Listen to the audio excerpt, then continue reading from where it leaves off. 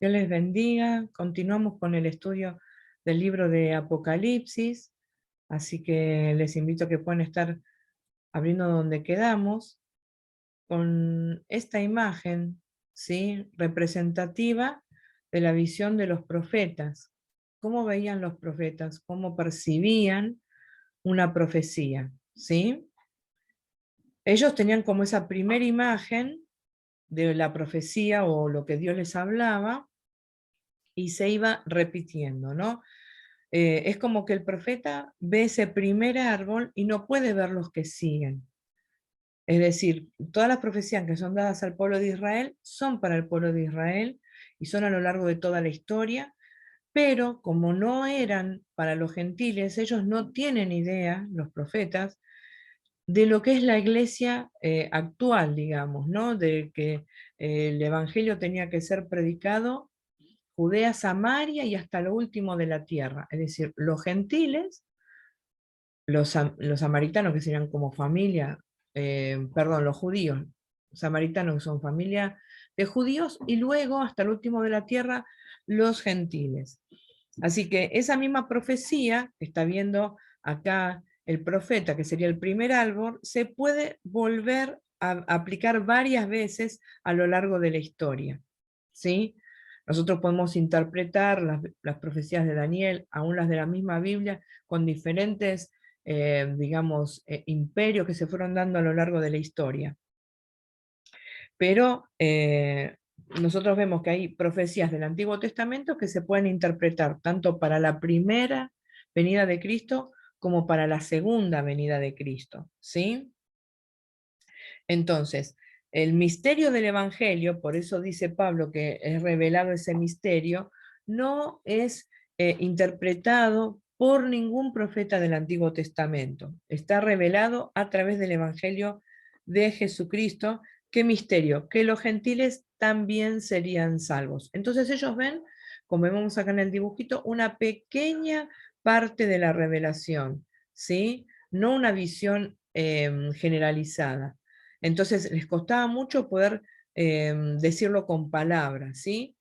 Así que todos los profetas van viendo una pequeña parte y nosotros después, al tener el panorama completo, nosotros podemos disfrutar de la Biblia completa. Al tener este panorama completo, podemos tomar, digamos, otra postura, más que nada para poder entender el propósito de estas profecías, ¿sí? ¿Qué temas centrales tenemos acá en el libro de Apocalipsis? Cristo, ¿sí?, es, digamos, el principal personaje, por decirlo de una manera, de este libro, ¿sí?, el personaje central, y nos habla de la gloria de Cristo. Así que, ¿de qué nos va a estar hablando? De la victoria. Ustedes tienen ahí para completar en su material la palabra victoria, la victoria de Cristo sobre todo mal, ¿sí? La victoria de Cristo sobre todo mal, que realmente todo es puesto debajo de sus pies, ¿sí? El versículo clave sería el 1:8, que nos dice: yo soy el alfa y la omega, el principio y el fin, dice el Señor, el que es y el que era y el que ha de venir, el Todopoderoso. Y acá tenemos alfa y omega, que son la primera y la última letra del alfabeto griego, que es el idioma que se escribió este libro. Entonces él es el principio y el fin, él no tiene límite de tiempo, ¿sí? Él no tiene limitación de tiempo. Y cuando nos habla en este sentido, al decir el Todopoderoso, nos da justamente este parámetro de victoria sobre todas las cosas, no sobre algunas, ¿sí? ¿Qué palabra clave tenemos? Vencer, victoria. Es algo que se repite a lo largo del libro y es la palabra clave del libro. Vencer, victoria, ¿sí? Como Cristo venció y Cristo alcanzó la victoria, como siempre les digo, nosotros estando en Cristo somos vencedores. En Cristo tenemos la victoria, porque si Cristo tiene la victoria, si Cristo tiene la victoria, todos los que están en Él también la tienen. Por ende, ¿sí? Nosotros somos como iglesia el cuerpo de Cristo. Entonces tenemos la victoria, ¿sí? El primer tema de Apocalipsis es el mayor, es sobre el regreso de Jesús para triunfar justamente sobre todo mal. Entonces todos sabrán que Él es el soberano de los reyes de la tierra. La victoria final de Jesucristo sobre todos sus enemigos, ¿sí? Y el segundo tema es el sobre los creyentes vencedores que heredarán el reino. El reino de Dios, nosotros sabemos que cuando Cristo viene a la tierra, viene justamente a proclamar que el reino de los cielos se ha acercado. Él ya vino estableciendo el reino de los cielos aquí en la tierra, pero justamente es un reino que no pertenece a esta tierra, es de los cielos, ¿sí? Así que todos los que sean vencedores, los creyentes, ¿no? Que perseveren hasta el fin, heredarán el reino. El Señor inspiró Apocalipsis para animar a los creyentes que estaban pasando por persecución. Cada persona debe escoger entre el cordero o la bestia. Es decir, ellos, cuando Juan escribe esta carta, él estaba preso, él estaba en una situación de angustia, junto con todas las iglesias, con todos los creyentes que estaban siendo perseguidos. Entonces, él acá lo que les está mostrando a ellos es la victoria de Cristo sobre esto, sobre todo mal, que verdaderamente no importa qué situación estén atravesando. Cristo tiene la victoria y punto.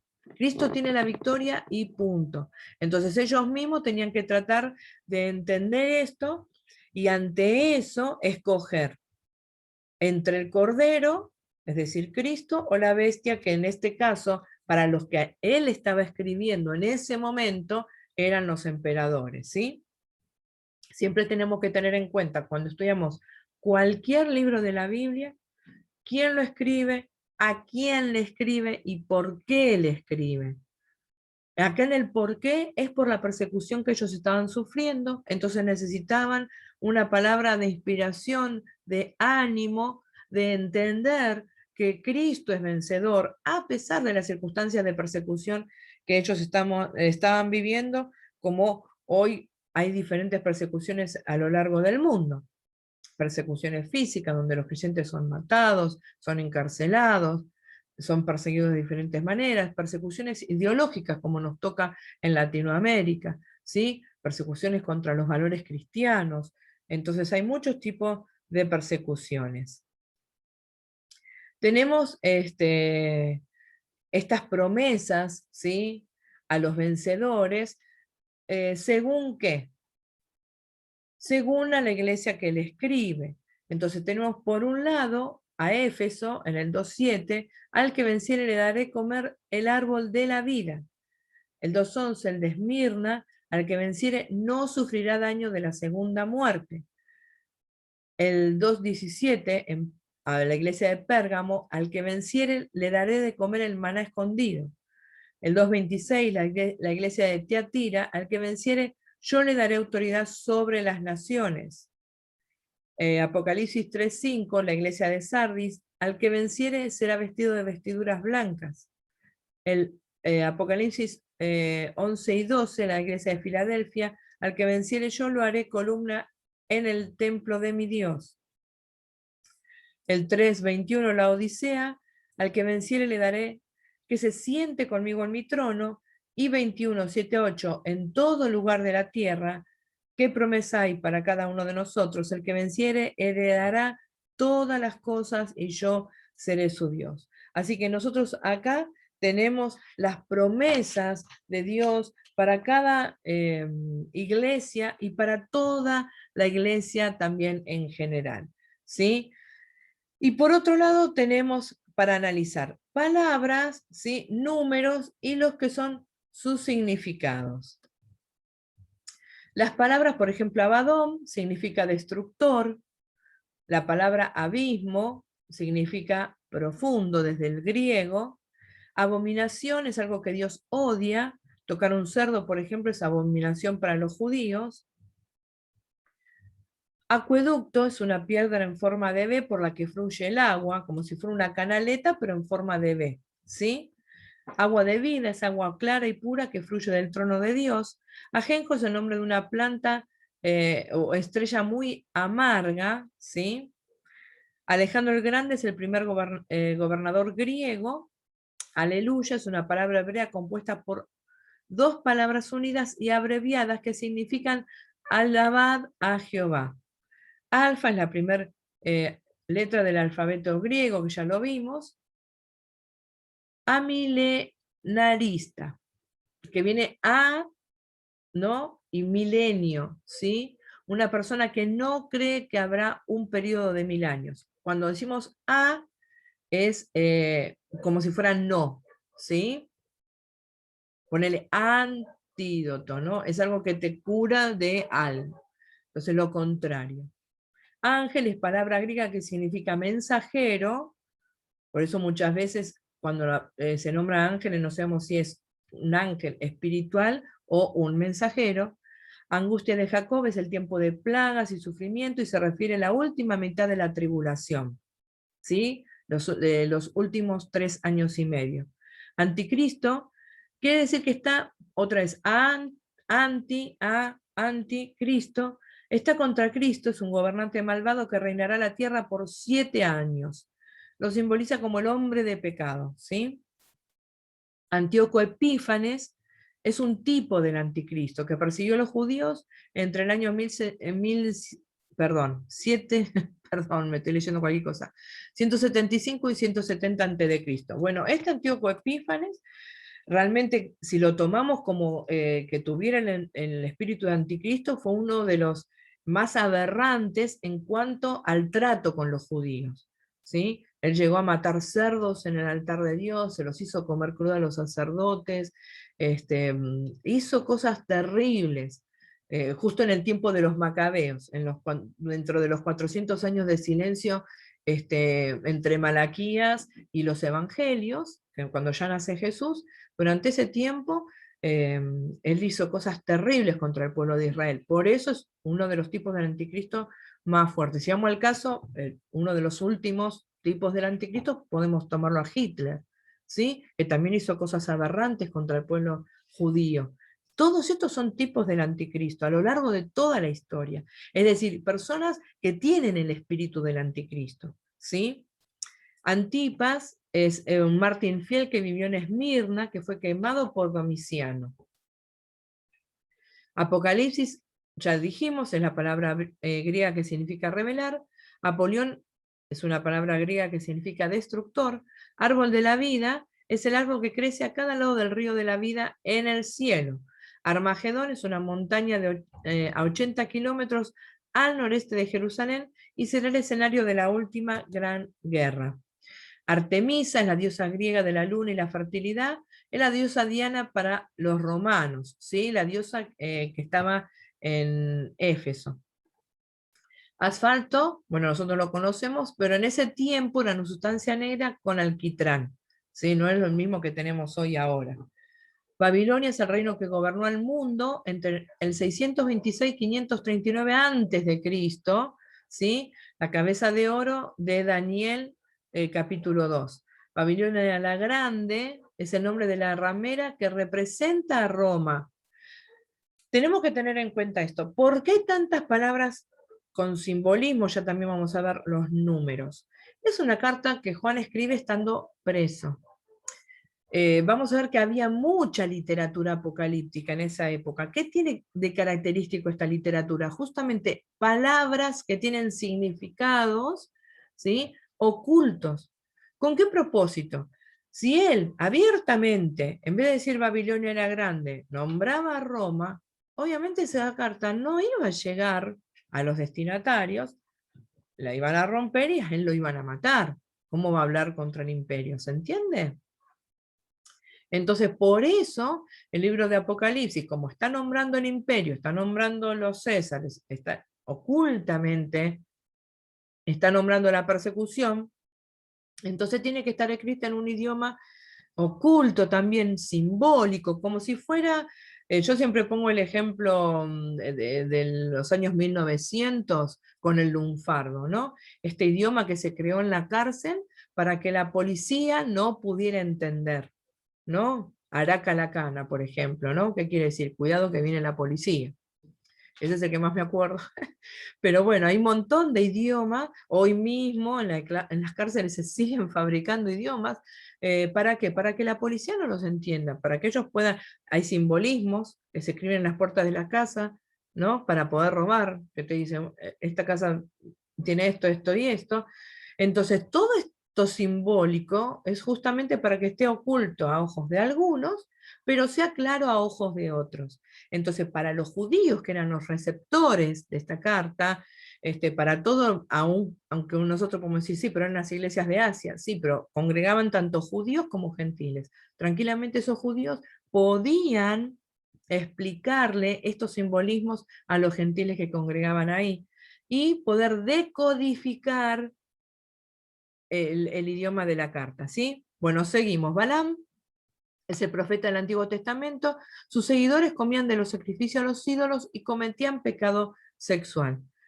Cuando habla de las bestias, es el símbolo que representa al anticristo y al falso profeta. Las bienaventuranzas son 7 bendiciones en Apocalipsis, ¿sí?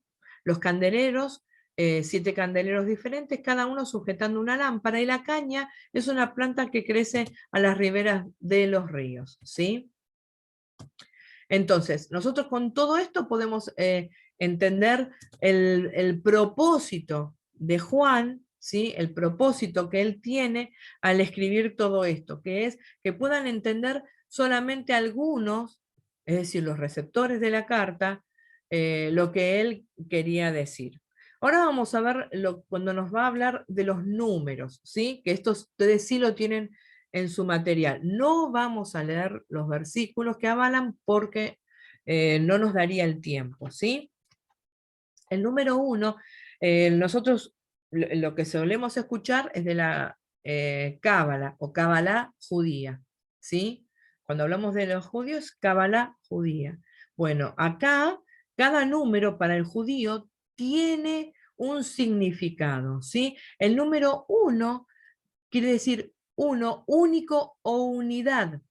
Habla de unidad, ¿sí? Como un solo ser. El número 2 quiere decir afirmación o confirmación de un asunto, como la garantía de algo. Ahí tenemos referencia, tanto en Apocalipsis como en Deuteronomio. El número 3 nos habla de énfasis o intensidad, la totalidad o siempre. Por eso cuando nosotros hablamos Padre, Hijo, Espíritu Santo, también hablamos de una totalidad, de una eternidad, siempre, ¿sí? El número 4 es universalidad, simetría. Tenemos 4 esquinas, tenemos 4 puntos cardinales, ¿no? Desde los 4 vientos, es decir, los 4 puntos cardinales. Así que habla de simetría, universalidad. El número 5 habla de plenitud, una cantidad grande y suficiente. El 6 es imperfección. ¿Dónde lo tenemos? Tanto en Apocalipsis como en Segunda de Samuel. Por eso habla que el 6 es el número del hombre, el número imperfecto, ¿sí? La contraparte de este número es el número 7, que es completo o perfecto. Por eso son 7 sellos, 7, 7, ¿sí? Porque es la completud, algo perfecto, completo. El número 8 es un nuevo comienzo, perfección universal de Jehová. Cuando tenemos esos, a ver si los pueden llegar, con el cursor se los puedo mostrar, la YHWH, ¿sí? Hablamos de Jehová o Yahweh. Así que es la perfección universal de Jehová. El número 9, juicio, finalidad. El número 10, totalidad, también plenitud. El número 12 nos habla de la elección. Nosotros vemos los 12 apóstoles, los 24 ancianos, que es múltiplo de 12 también. El número 24, organización abundante y garantizada de Jehová, ¿sí? Sería 12 por 2. En Apocalipsis 4:4 tenemos la referencia. El número 40 es un número muy importante, ¿sí? El cambio de un periodo a otro, los años de una generación. Es decir, después de 40 años cambia la generación, por eso el pueblo de Israel está 40 años por el desierto, y una vez que muere toda esa generación anterior, queda la nueva generación que es la que entra a la tierra prometida. Así que 40 es de un periodo al otro. Y ustedes fíjense, son 40 años en el desierto, son 40 días Jesús haciendo ayuno, ¿sí? También nos habla de tribulación, es un número muy importante. El número 50 es los 50 años son que llega el jubileo, el año del jubileo. Así que este número representa no solo el jubileo, sino también alegría, libertad y restauración, donde son restituidas todas las cosas. 70 al ser múltiplo de 7 es un número redondo que incluye una totalidad, ¿sí? ¿Qué tenemos acá? El 666. Si decíamos que el 6 es una imperfección, voy a correr esto un poquito para que podamos ver mejor, entonces el 666 es el máximo grado de imperfección humana. Como un ejemplo, ¿sí? Teniendo en cuenta lo anterior, el número 666 significaría imperfección o anormalidad enfatizada o intensa al ser el número 6 expresado en 3 veces. ¿Se acuerdan que 3 también era la totalidad? Entonces sería la totalidad de la imperfección, ¿sí? Entonces tenemos que tener en cuenta que también es un simbolismo, no significa que 666 te lo van a grabar en la frente o en la mano, como vemos en infinidad de películas, o gente que se tatúa y ya está marcada, no, no es así, sino que es un simbolismo. El número 1000 representa el 1 o muchísimos, y ya con eso tendríamos todo lo que es la introducción a este libro maravilloso. En el próximo video comenzamos con el capítulo 1, así que les voy a pedir que lo lean, por favor, para poder tenerlo fresco. Igual vamos a estar leyéndolo también acá.